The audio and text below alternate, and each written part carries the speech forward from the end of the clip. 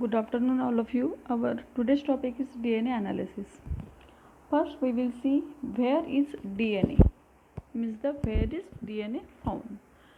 You know, cell. Okay. All type of cells in our body contain a copy of the same DNA. DNA in nucleus is packaged into chromosome, and total numbers of chromosome, that is 23 pairs of chromosome. DNA can be removed from any substance that contains cell. This is cell and this is nucleus, and see in this is genetic material, and in this genetic material present DNA, that is 23 pairs of chromosome. DNA holds instruction to make all things in your body work properly. Okay. Then where is DNA? Means DNA कौन कौन से cells में present है? For example in blood WBC, then semen, then saliva, then tissue, bone, teeth, hair and the maggot crop. तो ये सब आपके सामने है जो इसमें प्रेजेंट रहता है DNA. मतलब अगर कुछ टेस्ट करनी पड़ती है, एनालिसिस करना पड़ता है, तो आप लोग यहाँ पे जो ये सब एग्जाम्पल्स यहाँ पे दिए गए हैं, तो ये यहाँ पे यूज हो सकते हैं किसके लिए? DNA एनालिसिस के लिए. Okay. Then what is analyse in the DNA? DNA profiling depends on region of non-coding DNA that show great variability between the individuals, are polymorphic, which mean many forms. Modern profiling uses short tandem repeats. These are short sequence of DNA, usually 2 to 5 base pairs long, that repeats or shatter many times. Okay. Then their types, means the types of DNA analysis. First is the single nucleotide polymorphism, in short SNP. The use of DNA analysis in the method SNPs are the simplest and most common type of genetic variation, composing around 90% of genetic variation in human. There are about 10 million SNPs, means the single nucleotide polymorphism, in human genome, in one point at every 100 to 300 base pair. This can act as the biological markers. This achieved using DNA sequence techniques. Then second one is the Sanger's method or dactylogy method. This form of DNA sequencing was developed by the Fred Sanger in 1975. A labeled primer is utilized to initiate the synthesis of DNA. 4 deoxynucleotides are added and the randomly arranged synthesis. Fragments are produced which are subsequently separate using electrophoresis. अब what is electrophoresis, तो वो हम आगे देखेंगे कि electrophoresis क्या है. Then third one is the variable number tandem repeats. मतलब यहाँ पे कुछ ऐसे सीक्वेंस होते हैं कि वो क्या होता है, वहाँ पे रिपीट्स होता है उस सीक्वेंस का. VNTRs are highly polymorphic sequence in the exon region. जो एक्सॉन रीजन रहता है वहाँ पे ये DNA रिपीटेड होते हैं as various points along the chromosome 4 to 40 times. मतलब 4 to 40 टाइम तक क्या होते हैं, ये रिपीट्स होते हैं इसका sequence. So it's called as the variable number tandem repeats. Then fourth one is the short tandem repeats, in short STR. तो देखो यहाँ पे भी कुछ बेस पेयर आपके सामने है, डबल A एंड TG दिख रहा है आप लोगों को. तो ये जो है ये यहाँ पे 7 टाइम्स रिपीट हो चुका है, ये 8 रिपीट्स हो चुके हैं. तो ये है शॉर्ट टैंडम, मतलब शॉर्टली यहाँ पे कुछ रिपीट हुए हैं sequence. The repeat region is variable between the samples which the flanking regions where PCR primers bind are the concern. अब what is homozygote and heterozygote, तो ये आप लोगों को पता है. Homo means the both alleles are same length and heterozygote means the alleles differ and can be resolve from one another. This is example of STR in locus. तो आप यहाँ पे देख सकते हो, यहाँ पे कुछ सिक्वेंसिंग दी गई है. तो यहाँ पे जो GAT है, ये जो सीक्वेंस है is the guanine adenine, thymine and also the adenine. तो ये देखो ये कितने बार यहाँ पे रिपीट हो चुका है, so is called as the STR। Okay, तो ये हो गया short tandem repeat. Different allele of this locus have from 6 to 15 tandem repeats of the GATA sequence। तो यहाँ पे आपने देखा है अभी कि कितने बार जो है ये GATA सीक्वेंस से रिपीट हो चुका है, सो इसको बोलते हैं short tandem repeats. Then stages of DNA profiling. First stage, cells are broken down to release DNA। Cell क्या क्या होती है, यहाँ पे कट होती है किसके लिए, DNA को बाहर निकालने के लिए। If only a small amount of DNA is available, it can be amplified using the polymerase chain reaction। अगर स्मॉल अमाउंट ऑफ DNA आप लोगों के पास प्रेजेंट है और आपको इसके अगर वेरिएबल्स नंबर चाहिए, ज़्यादा DNA चाहिए, तो यहाँ पे जो है PCR करके एक रिएक्शन है, ये यहाँ का यूज़ होता है। ओके, हम आगे देखेंगे कि ये टेक्निक क्या होती है। Stages of DNA profiling। Stage 2, the DNA is cut into fragment using restriction enzyme। अगर DNA को कट करना है, देखो यहाँ पे दिख रहा है आप लोगों को इस सीक्वेंस में, अगर इसको कट करना है इस तरीके से, तो यहाँ पे कुछ एंजाइम्स यूज़ किया जाता है, उसको बोला जाता है restriction enzyme. Etch restriction enzyme cuts DNA at specific base sequence. Specific base sequence पे क्या होता है, ये इसको कट कर सकता है। Then stages of DNA profiling। The section of DNA that are cut out are called restriction fragment। अगर उसको कट करते हैं तो उसको बोला जाता है restriction fragment। This yields thousands of restriction fragment of all different size because the base sequence being cut may be far apart, long fragment or close together, short fragment। Okay। अब what is DNA extraction. DNA extraction क्या है, in the method of mitochondrial DNA analysis. Okay, so DNA extraction is the cellular homogenate is exposed to a mixture of organic chemicals that separate the DNA from other biological molecules such as protein. Mixture is spun in a centrifuge, DNA settles, top layer is filtered and concentrated DNA sample is now purified। मतलब centrifuge होने के बाद DNA क्या होगा, नीचे बैठ जाएगा और ऊपर जो है वो पूरा निकल के वहाँ पे DNA को क्या किया जाएगा, प्यूरिफाइड किया जाएगा। फॉर एग्जांपल, अगर एक ग्लास में आप लोग पानी लेते हो, उसमें कुछ मिट्टी डालते हो, मिक्स करते हो, अगर आपने वो ग्लास टेबल रख दिया तो आपको क्या दिखेगा, वहाँ पे कुछ पानी ऊपर दिखेगा और जो कुछ भी वहाँ पे पार्टिकल्स थे, सैंड पार्टिकल्स, वो पूरे क्या हो जाएंगे, नीचे बैठ जाएंगे। तो इस तरीके से आप पानी भी अलग कर सकते हो और सैंड पार्टिकल भी अलग कर सकते हो। दैट्स लाइक ये भी है यहाँ पे कुछ मैंने एग्जांपल के लिए आपको बोला है वहाँ पे, लेकिन अगर हम लोगों को DNA अलग निकालना है तो ये सेंट्रीफ्यूगेशन DNA एक्सट्रैक्शन हम लोग यहाँ पे इस टाइप का करते हैं। Then polymerase chain reactions amplification. PCR means the polymerase chain reaction, in short PCR, is a procedure that makes many copies of a small amount of DNA। DNA is heated at 94 degrees centigrade to separate the two strands। अभी देखो DNA कैसे होता है, double helical structure होता है। अगर हम लोग इसको 94 डिग्री तक इसको हम लोग टेम्परेचर देते हैं तो उसके बाद क्या होगा, जो डबल स्ट्रैंडेड DNA है वो convert into the single strand. Okay, मतलब दो स्ट्रैंड क्या हो जाएंगे, डिवाइड हो जाएंगे, ब्रेक हो जाएंगे, सेपरेट हो जाएंगे।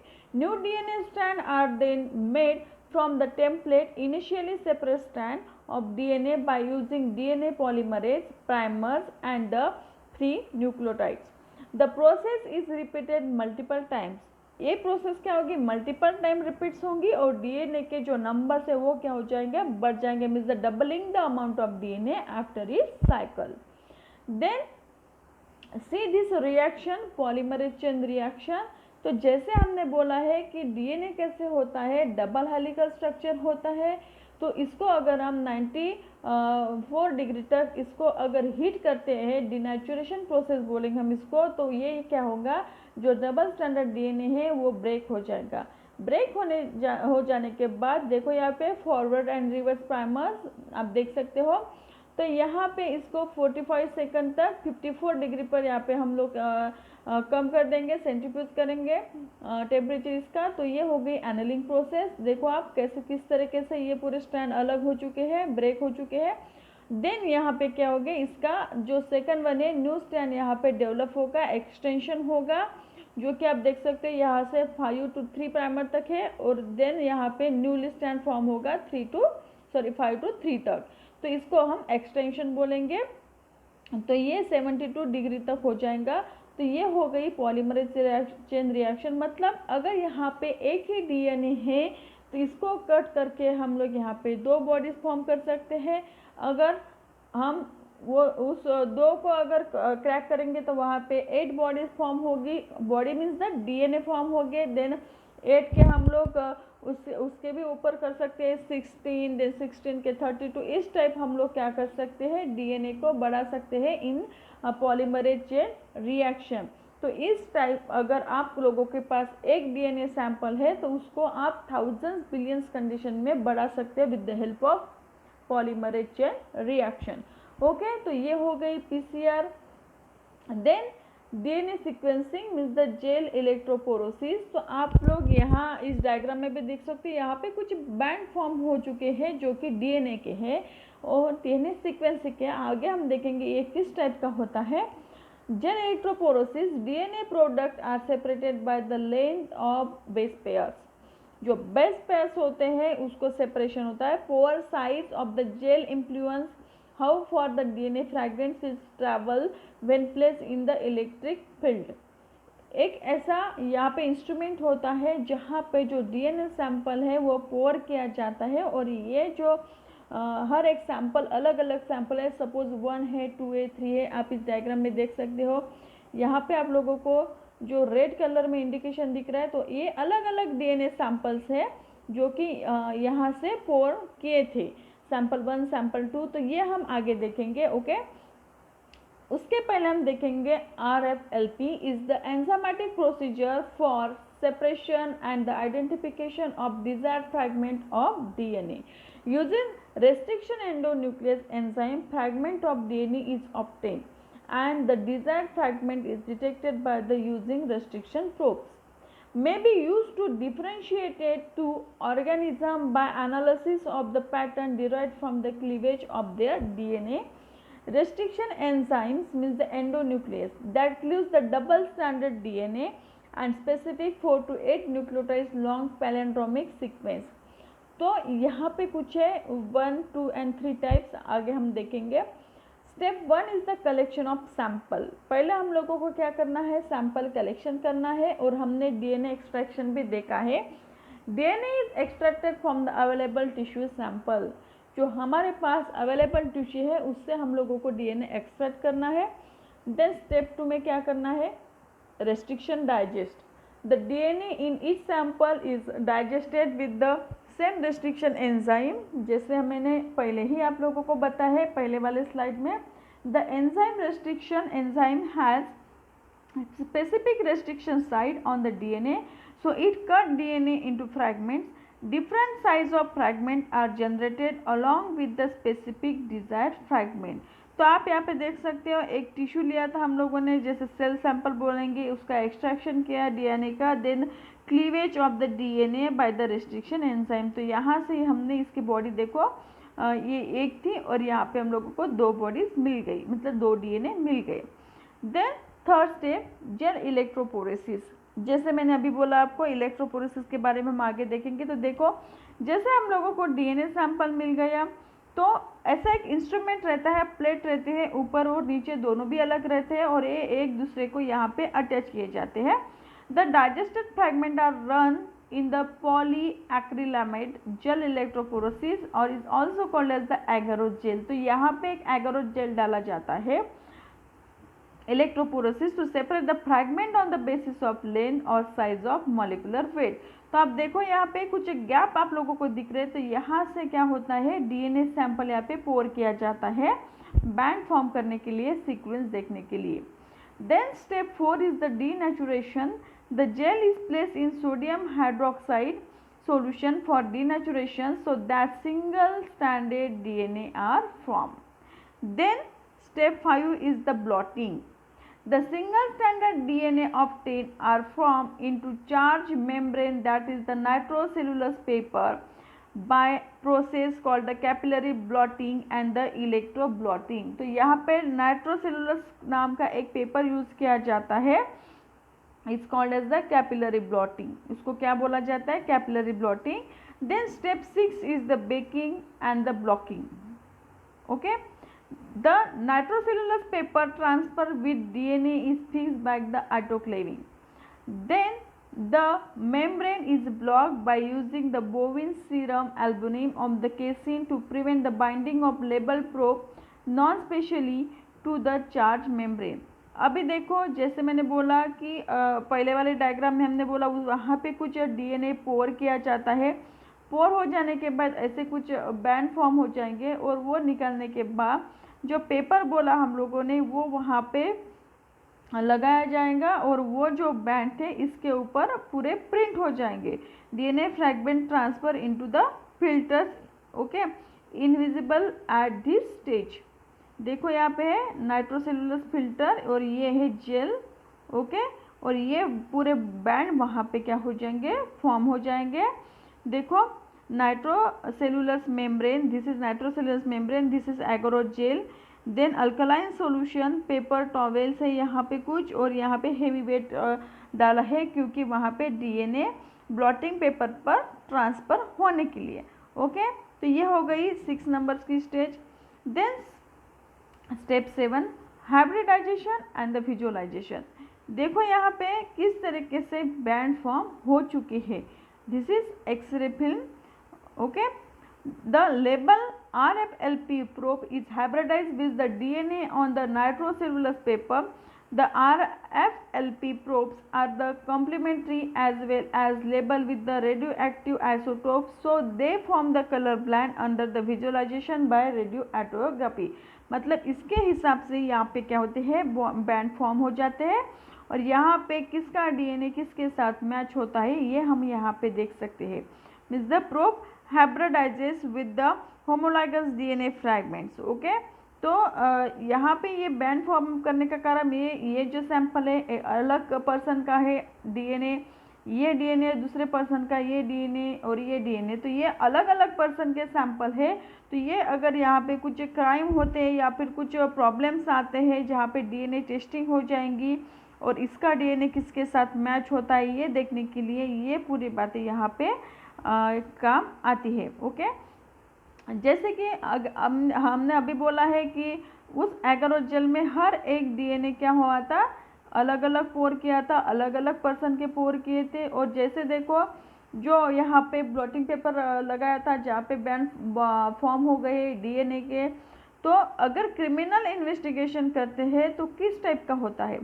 सपोज एक जगह पे ब्लड मिल गया जो कि क्या था? सस्पेक्टेड था. Means the blood at crime spot, जहाँ से ये ब्लड मिल गया और वहाँ का डीएनए यहाँ पे देखो किस तरीके से बैंड फॉर्म हो गए.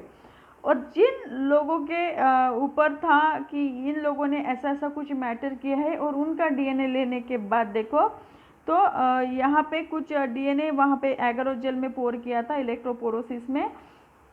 तो ये first person, second and third, और ये जो क्राइम जहाँ पे हुआ था वहाँ से जो ब्लड सैंपल मिला था उसका डीएनए. तो देखो किस तरीके से डीएनए बैंड यहाँ पे फॉर्म हो चुकी है. तो ये पहला वाला तो सबके मैच हो रही है. देन सेकंड वाला यहाँ पे है ही नहीं.